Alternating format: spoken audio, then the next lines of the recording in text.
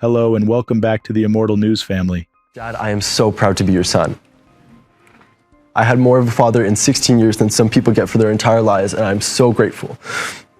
You are a beautiful human, and you will never be forgotten.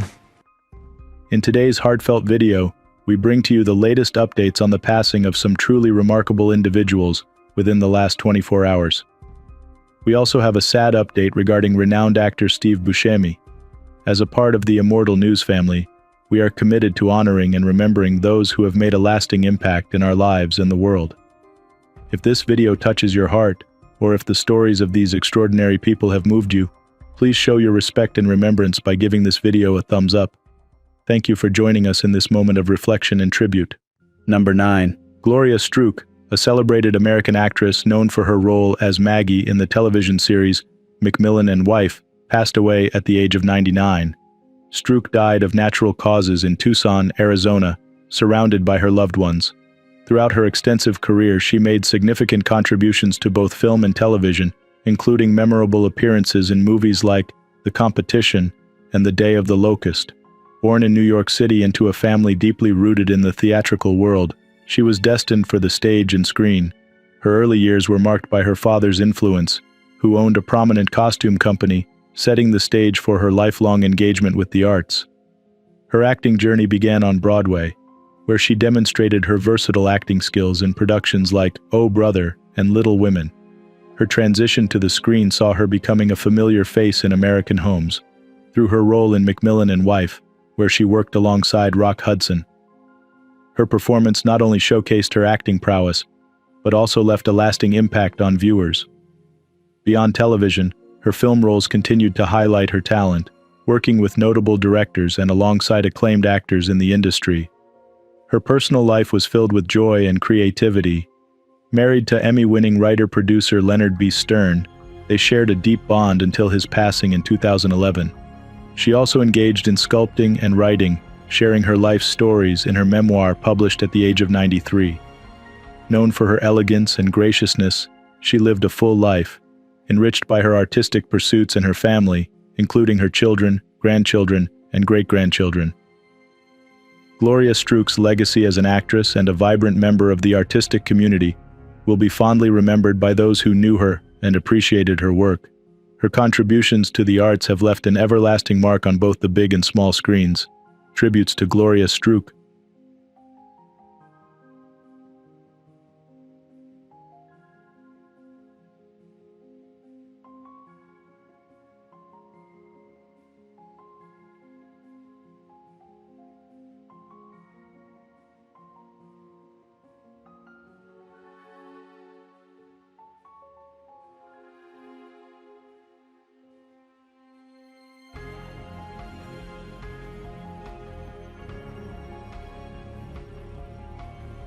Number 8. Geraldine Ure, the cherished Scottish actress renowned for her portrayal of the beloved character Super Gran, passed away at the age of 98. Her role as the superhero grandmother, who gained superpowers after being struck by a magic ray, captured the hearts of a generation and became a cultural icon in the 1980s. Her performance in the ITV series Super Gran from 1985 to 1987 not only entertained children, but also brought a fresh and humorous twist to the superhero genre. Born on March 12, 1926, in Campsie, Stirlingshire, she had a prolific career that spanned several decades and mediums. She first gained significant attention starring opposite Orson Welles in a 1951 stage production of Othello as Desdemona, showcasing her versatility and depth as an actress. Her career also included memorable roles in films and television shows such as Midsummer Murders, Casualty, and The Crow Road. Her commitment to her craft extended beyond the screen. She was known for her distinct, memorable voice, which brought life to various characters in radio dramas and educational films. Her portrayal of Lady Macbeth in an Encyclopedia Britannica series about William Shakespeare's plays remains notable for its intensity and insight. Her niece, reflecting on her life, remembered her as a really kind person who cherished her most famous role. Her impact on television was recognized in 1985 when Super Gran won an International Emmy Award in the Children and Young People category. Her ability to blend humor, warmth, and strength made her a figure of inspiration. Apart from her illustrious career, Ure led a fulfilled personal life in London and was married to John Ramsey for over 40 years until his passing in 2008. She leaves behind a legacy of groundbreaking performances and significant contributions to the arts. Tributes to Geraldine Ure.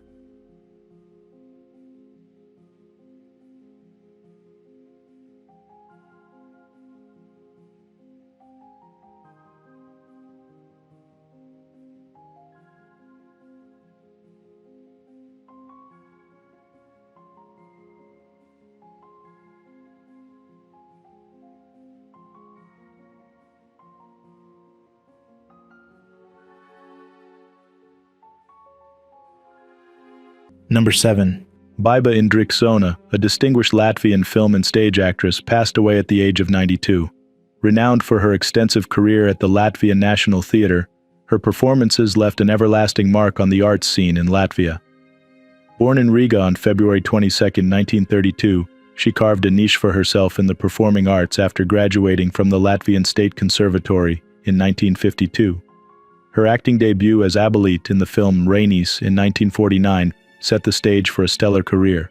Her last notable performance was in Henrik Ibsen's Peer Gynt, directed by Víctor Kirish in 2016, which showcased her enduring talent and commitment to her craft, even in her later years. Her contributions to theater and film were recognized with numerous accolades, including the Medal for Distinguished Labor in 1956, the Officer of the Order of the Three Stars in 2007, and the A. Amtmanis Breedshaw Award for her work in performing arts in 2011. Widowed by the film director Aleksandrs Līmenis, her legacy in Latvian performing arts is celebrated by peers and audiences alike. Her profound impact on the cultural landscape of Latvia continues to influence and inspire. As the arts community mourns her loss, they also celebrate her life's work, which will be remembered for its depth, passion, and exceptional quality. Tributes to Andrius Sona.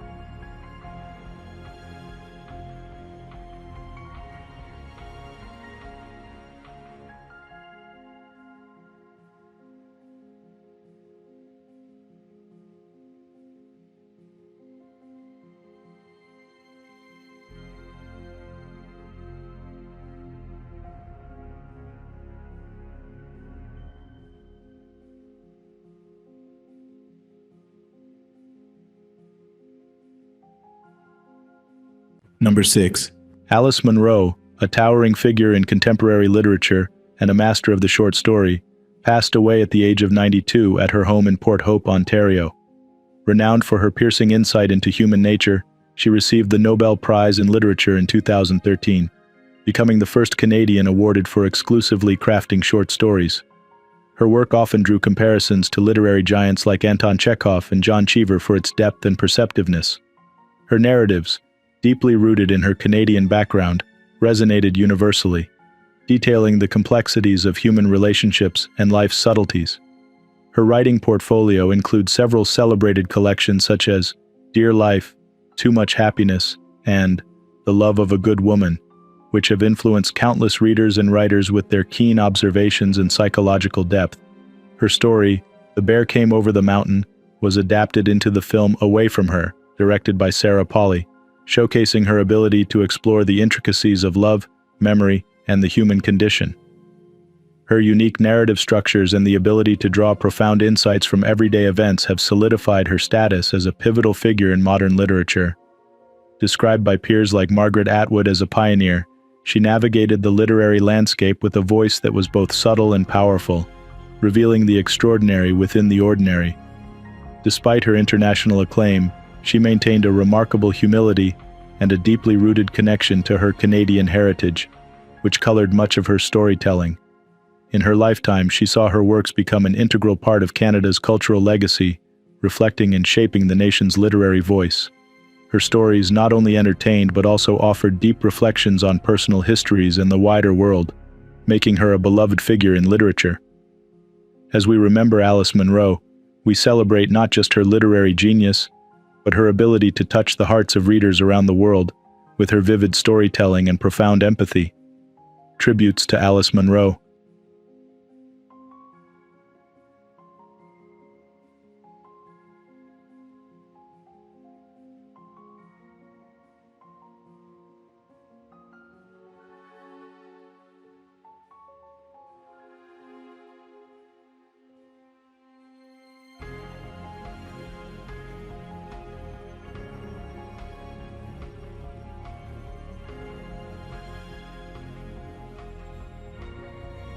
Number 5. Sam Art Williams, a seminal figure in American theater and television, passed away at the age of 78. Born on January 20, 1946, in Burgaw, North Carolina, his rich body of work, which deeply engaged with the African American experience, earned him acclaim as a playwright, screenwriter, and producer. He first gained significant recognition with his play Home in 1980, which explored themes of struggle, resilience, and identity, earning him nominations for both the Tony and Drama Desk Awards. This play, originally produced by the Negro Ensemble Company, moved to Broadway, marking a pivotal moment in his career by showcasing his unique voice and profound narrative skill. Beyond the stage, he made substantial contributions to television, earning 2 Emmy nominations for his innovative storytelling in series such as Frank's Place and The Fresh Prince of Bel-Air. His work on Frank's Place was particularly noted for its blend of humor and social commentary, cementing his reputation as a versatile and impactful storyteller. His artistic legacy is characterized by his dedication to exploring the nuances of African American life and history, often bringing to light the unspoken and overlooked aspects of society. His narratives were not only reflections of personal and collective experiences, but also invitations to dialogue and understanding, resonating with audiences across different backgrounds.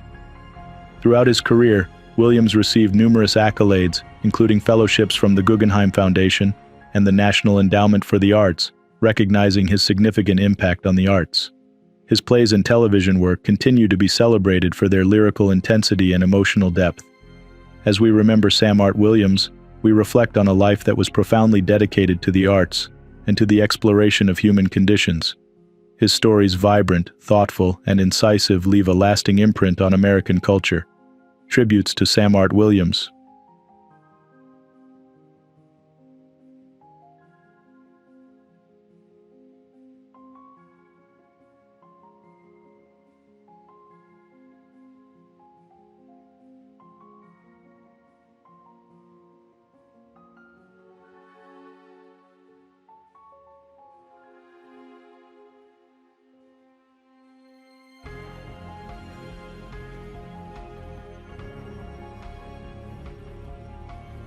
Number 4.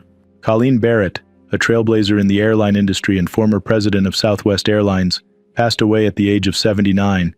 Born Colleen Crotty on September 14, 1944, in Bellows Falls, Vermont, she rose from humble beginnings to become one of the most influential figures in aviation, famously recognized for her pivotal role in shaping Southwest Airlines' customer service and corporate culture. After graduating from Becker Junior College in 1964, she moved to San Antonio, Texas, where she began her career as a legal secretary. It was here she met and collaborated with Herb Kelleher, co-founder of Southwest Airlines. Her keen organizational skills and sharp intellect quickly made her an indispensable part of Kelleher's team. Together, they navigated the airline through turbulent beginnings to its eventual success. In 2001, she broke new ground by becoming the first woman to serve as president of a major airline. During her tenure, she was known for her servant leadership style, emphasizing employee satisfaction as the key to customer service, a philosophy that helped propel Southwest Airlines to become a major contender in the airline industry. Under Barrett's leadership, Southwest maintained profitability and growth despite the industry's ups and downs, including the post-9/11 era. She was beloved for her personal touch, often responding to customer complaints personally, which endeared her to both employees and flyers alike. Colleen Barrett's impact on the airline industry was profound. She was not just a pioneer for women in aviation, but also a beloved leader whose legacy of kindness, leadership, and innovation continues to influence Southwest Airlines and the industry at large. She received numerous accolades throughout her career, including induction into the Texas Aviation Hall of Fame in 2024. Survived by her son Patrick, Colleen Barrett's life story is a testament to the power of leadership that serves others. Tributes to Colleen Barrett.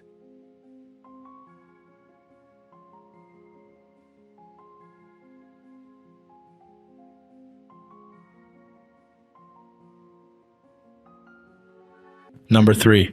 Owen John Thomas, a dedicated Plaid Cymru politician and former member of the Welsh Assembly, passed away at the age of 84. Throughout his tenure from 1999 to 2007, He represented the South Wales Central region with a passion deeply rooted in the preservation and promotion of Welsh culture and language. Born into a family with a strong Welsh heritage, he was initially raised in an English-speaking environment in Cardiff. His early career was varied, involving roles from dock worker to analytical chemist, before he pursued further education and became a deputy head teacher. His commitment to education and Welsh culture was profound. He was instrumental in developing Welsh medium education in Cardiff, reflecting his belief in the importance of maintaining the Welsh language as a vibrant and living part of Welsh identity. In politics, he was known for his steadfast principles and loyalty to his party's foundational aims, including socialism, which he successfully campaigned to include in Plaid Cymru's objectives.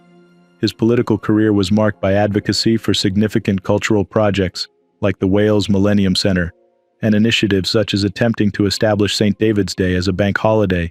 He also worked tirelessly for community benefits, including improving cancer treatments and pension security in Wales. His contributions extended beyond his legislative achievements. He authored several publications on the Welsh language, emphasizing Cardiff's enduring Welsh-speaking heritage against common misconceptions of its linguistic history. His last major work, The Welsh Language in Cardiff, A History of Survival, challenged narratives that marginalized Welsh language speakers in the region's history. Survived by his wife Sion Wyn Evans, and children, including Rhys ab Owen, who followed in his footsteps into the Welsh Assembly, Thomas's legacy is one of cultural advocacy and political service. His life's work significantly shaped perceptions of the Welsh language and culture, ensuring they continue to be celebrated as integral elements of national identity. Tributes to Owen John Thomas.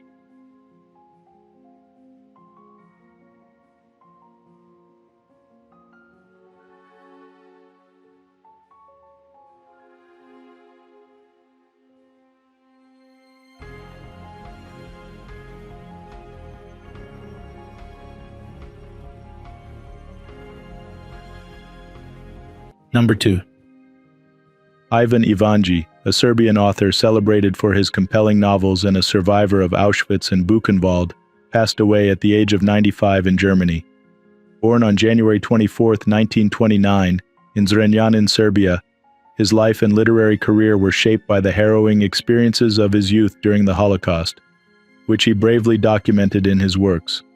Throughout his life, he was a poignant chronicler of history and humanity, with his narratives often reflecting the deep scars left by war and oppression. His role as Secretary General of the Yugoslav Writers' Union from 1982 to 1988 underscored his commitment to literary culture and community.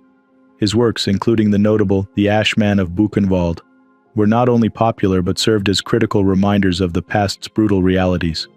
His novels, such as Diocletian and Constantine, combined historical insight with a profound narrative style that bridged cultural and linguistic divides, translating many of his works from Serbian into German himself. This linguistic skill was part of his broader advocacy for mutual understanding among the Yugoslav peoples, highlighted by his signing of the Declaration on the Common Language of the Croats, Serbs, Bosniaks, and Montenegrins in 2017. His contributions to literature and his efforts to foster dialogue through his artistic endeavors earned him numerous accolades, including the prestigious Austrian Cross for Science and Art, I-Class Extraordinary, in 2011. His honor as an honorary citizen of Weimar in 2020 reflects his significant impact, not only in Serbia, but internationally. Those who knew him described Ivanji as a person of immense intellectual vitality and compassion, whose legacy transcends his literary creations. His life's work continues to inspire a deeper appreciation for the resilience of the human spirit against the backdrop of history's darkest chapters. Tributes to Ivan Ivanji.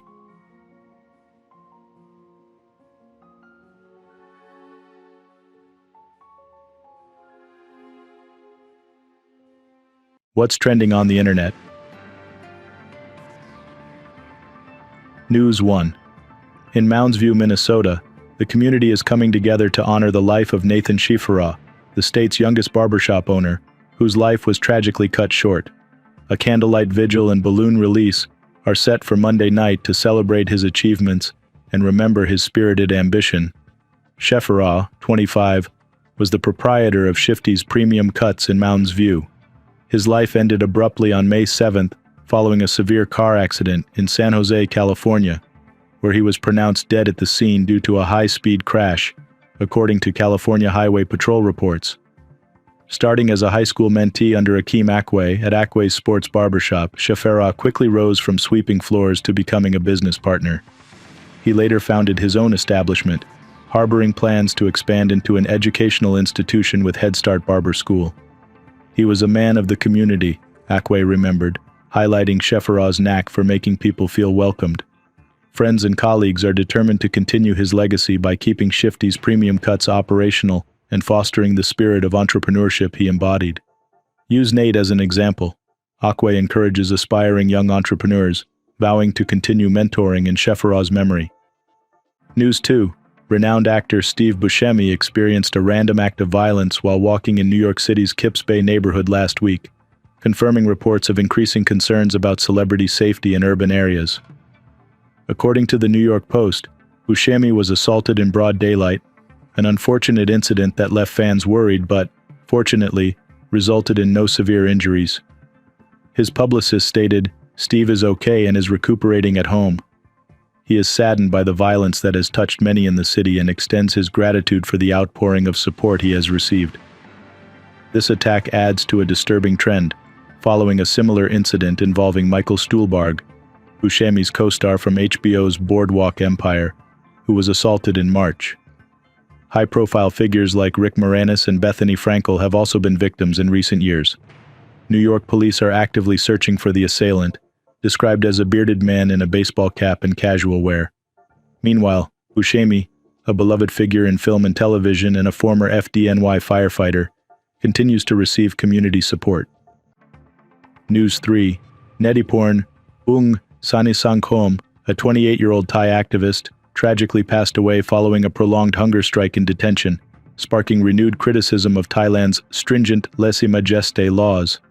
Sanisangkhom, detained since January 26 on charges including insulting the monarchy, a crime punishable by up to 15 years per charge, initiated a hunger strike to protest Thailand's justice system and its royal defamation laws. Despite resuming food intake in April after a critical decline in health, her condition worsened, leading to her death in a prison hospital due to cardiac arrest early Tuesday morning. Her demands for justice reform and the amendment of the lèse-majesté law, which has seen over 260 charges filed since 2020, remained unmet at the time of her passing. The death has intensified scrutiny of Thailand's harsh legal penalties for criticism of the royal institution, previously spotlighted when a man received a record 50-year sentence under the same law. This event has ignited a broader dialogue about human rights and judicial practices in Thailand, underscored by the outrage and grief expressed over social media by figures like Thai MP Rukchanak Srinork, who criticized the ongoing judicial harshness. News 4. In a tragic accident at Shepherd Air Force Base in Wichita Falls, Texas, an Air Force instructor pilot lost his life when his ejection seat unexpectedly activated while the aircraft was on the ground. The incident involved a T-6A Texan II aircraft, a primary trainer for student pilots in the 80th Flying Training Wing.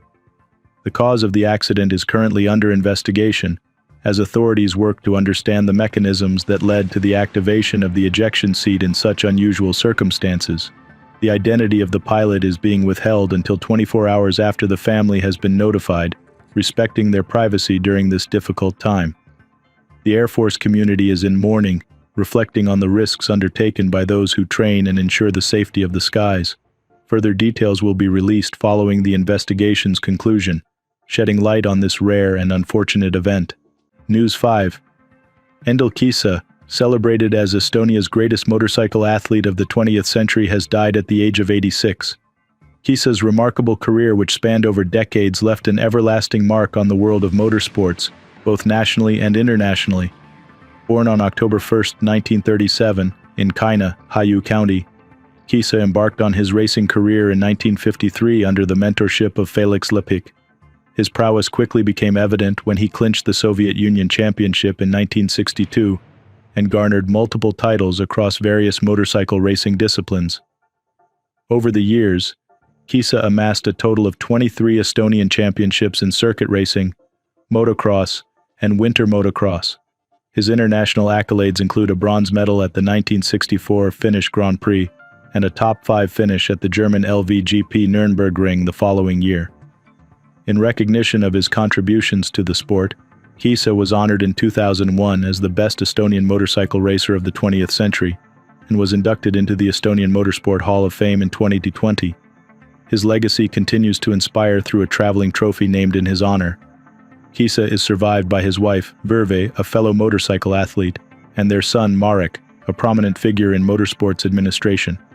The motorsports community mourns the loss of a true pioneer whose passion and achievements have left a lasting legacy. News 6. Hollywood veteran Edward James Olmos, at 77, shared his harrowing experience battling throat cancer in an emotional interview with the Daily Mail on May 13th.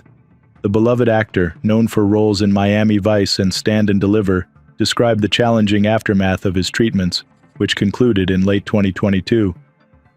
"It's going really well, thank the Lord," Olmos stated, reflecting on his current health status. However, the months following his final treatment were the most trying. Once they stopped all of the chemo and all of the radiation, that's when the body gave up, he recounted.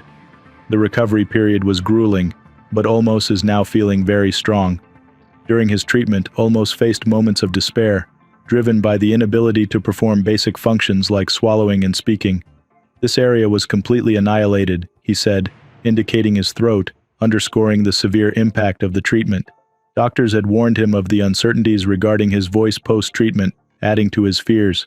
"It's the treatment that usually kills you," Olmos explained, highlighting the risks associated with chemotherapy's weakening effects on the body.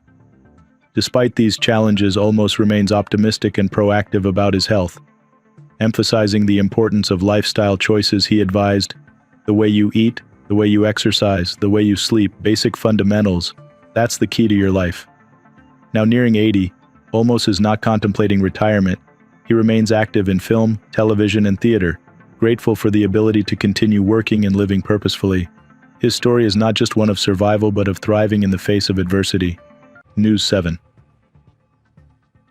Christina Applegate courageously shared her struggles with an eating disorder for the first time publicly during a poignant episode of her podcast, Misi, aired on May 14, 2024. The actress, 52, emotionally disclosed her fears about her past challenges with anorexia re-emerging. "This demon in my head, it's coming back really loud and it's scaring me," Applegate revealed, expressing concern about the return of old insecurities that have been magnified since her multiple sclerosis diagnosis in 2021. Since then, she has gained 45 pounds and has taken to covering mirrors in her home to avoid seeing her reflection. Applegate's battle with body image began in her teens, exacerbated by her role on Married with Children. She reminisced about a time when she wanted her bones to be sticking out, a period marked by not eating on set. She also shared a stark memory from her 20s, detailing an instance where she underwent liposuction after gaining only 2 pounds. The conversation took a hopeful turn when Applegate recalled a pivotal moment in her 30s that shifted her perspective, despite recent fears of relapse. Determined to protect her daughter from similar struggles, Applegate emphasized the importance of maintaining a healthy self-image and not engaging in self-criticism in front of her child. Her story not only highlights her personal battles, but also underscores the ongoing challenges faced by those dealing with chronic illnesses and the pressures of public scrutiny. News 8. This morning on KTLA 5 Morning News, Colby Rubin delivered a moving 4-minute tribute to his late father, esteemed entertainment journalist Sam Rubin, who passed away unexpectedly last Friday. Colby's tribute was a poignant reminder of his father's profound influence on his life and aspirations. In his tribute, Colby shared cherished memories of their time together, from Disneyland adventures to Boy Scout meetings and routine visits to the physical therapist. These moments highlighted the supportive relationship between the father and son, particularly regarding Colby's theatrical ambitions. "I idolized you. You are and will always be my hero," Colby said directly to the camera, expressing regret for not sharing these feelings with his father sooner. The emotional highlight of his tribute was a shared text exchange where Sam encouraged Colby during a moment of doubt. "Ignore the noise. Respect your own talent," Sam had advised, reinforcing his role as a supportive father. The broadcast not only commemorated Sam Rubin's legacy as a beloved figure in entertainment journalism, but also showcased the personal strength and admiration of his son, who is continuing to honor his father's memory with grace and resilience. Number 1. Fabian Canel, a revered Argentine footballer and goalkeeper, passed away at the age of 58. Known affectionately as Teresa, his passing came unexpectedly during a training session, where he suffered severe chest pain and subsequently a heart attack at Ferrocarril Oeste's sports facility. His career began in earnest at Ferrocarril Oeste, where he rose to prominence under the guidance of Carlos Timoteo Griguol during the early 1980s. His robust performances secured Ferro's championship victories in 1982 and 1984, and he became a fixture of the team, earning the position of second most capped goalkeeper in the club's history.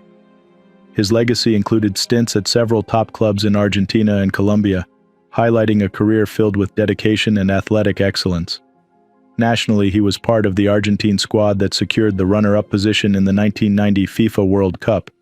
His contributions extended beyond the field, serving in Copa America 1991 and the FIFA Confederations Cup in 1992, both of which saw Argentina emerge victorious. Despite being a reserve in the World Cup, his role was pivotal, affirming the depth and strength of Argentina's squad during a golden era of football. After retiring in 2004, he devoted himself to coaching, sharing his vast experience and knowledge with a new generation of players.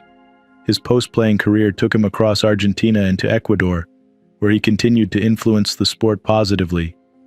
The Argentine Football Association expressed deep sorrow over his passing, extending condolences to his family, friends, and former teammates. Cancelarich's wake was held at the Ferrocarril Oeste Club, allowing fans and loved ones to pay their respects to a man who had given so much to the game. Tributes to Fabian Cancelarich.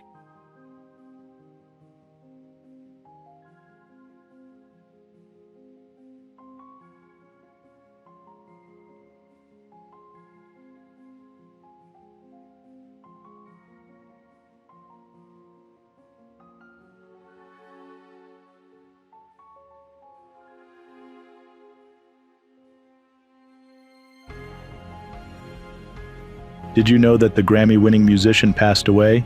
Check out our previous video for more about legends who have passed away.